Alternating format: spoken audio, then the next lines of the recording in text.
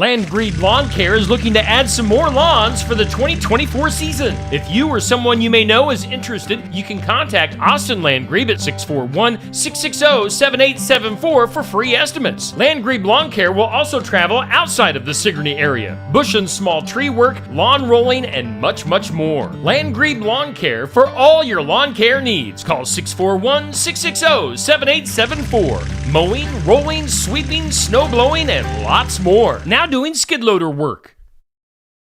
A decision to make every spring is when to start grazing livestock on pasture. Take extra care at that decision if you just seeded it. On Successful Farming Radio.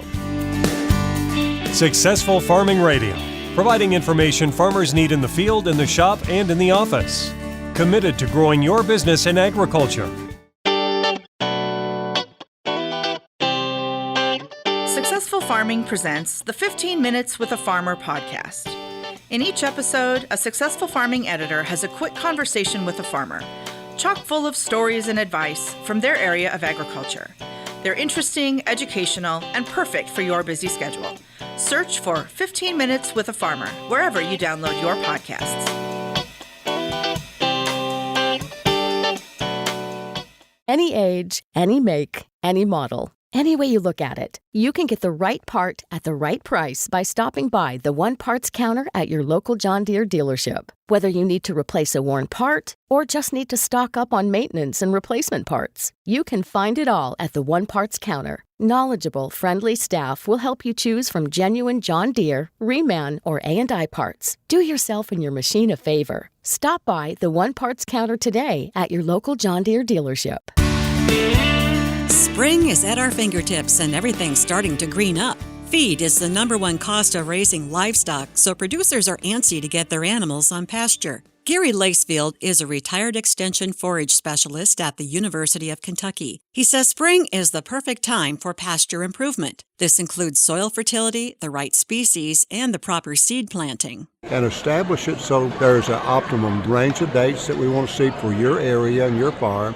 Also, depth is extremely important. One of the biggest mistakes that I see on farms is taking these little forage seed and seeding them too deep. So shallow, usually about a 1/4 inch, good seed to soil contact.